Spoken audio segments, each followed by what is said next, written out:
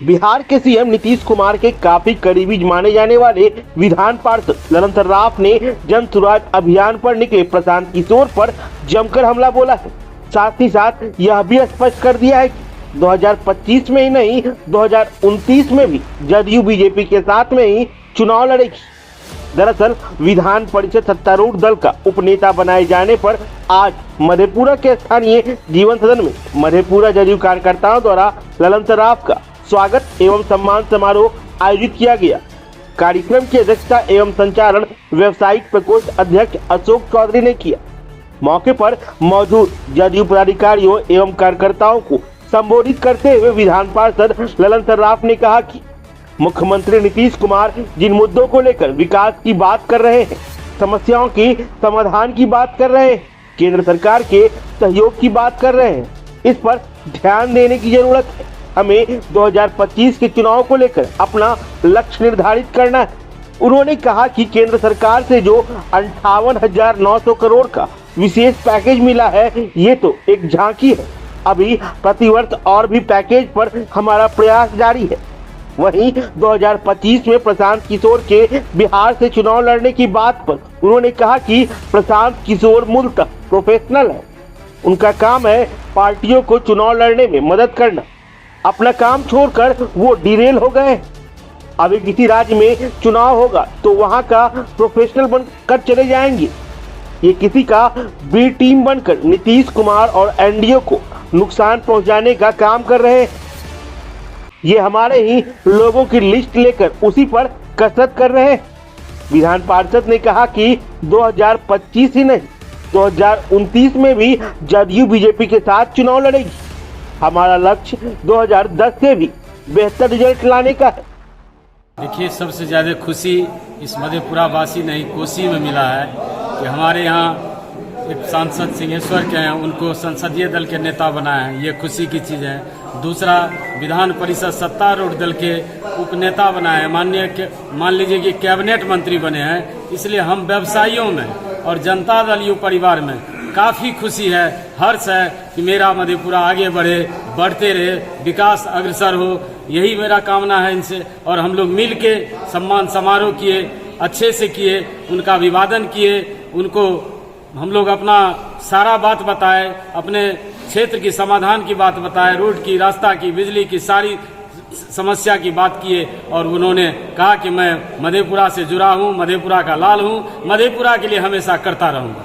देखिए, हमारे ललन बाबू को बिहार के लोकप्रिय मुख्यमंत्री आदरणीय नीतीश कुमार जी विधान पार्षद में जो उपनेता बनाया है, उसके लिए हमारे तमाम जदयू परिवार के सभी साथी में काफ़ी खुशी है और उत्साह से भरा हुआ है।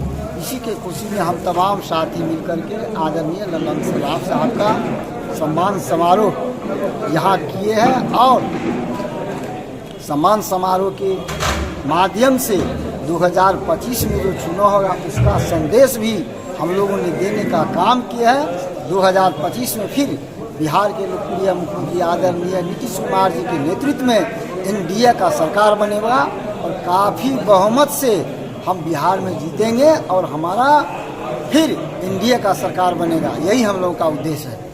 मैं मधेपुरा, मेरी जन्मस्थली है, यहीं पला बढ़ा हुआ। मधेपुरा के साथियों ने सम्मान समारोह का आयोजन किया। सदन चल रहा था, सदन का सत्र परसों खत्म हुआ है। कल चल कर मैं मधेपुरा आया और यहाँ अपने साथियों के साथ मिलकर मुझे बहुत अच्छा लगा। 2025 का चुनाव, उसका लक्ष्य एनडीए गठबंधन और कई लोग जो पार्टी को कमज़ोर करना चाहते हैं, इन सब बातों पर हमने अपने साथियों से बात की है, अपना लक्ष्य निर्धारित किया है और इन लोगों को प्रेरित करने का काम किया है कि माननीय नीतीश कुमार जी जिस मुद्दों को लेकर के बिहार सरकार में विकास की बात करते हैं, समस्याओं के निदान की बात करते हैं, केंद्र सरकार के सहयोग की बात करते हैं, उन सब बातों से हम लोगों ने अपने सभी साथियों को, ये हमारे कार्यकर्ता नहीं है, ये सभी हमारे नेता हैं, अभिभावक हैं और मधेपुरा जिला की ताकत है एनडीए की, जदयू की। तो इन सबों के बीच हम लोग बैठकर बात किए हैं, वो सकारात्मक दिशा में सारा संदेश गया है। सब लोग मिलकर 2025 के लक्ष्य को पूरा करेंगे।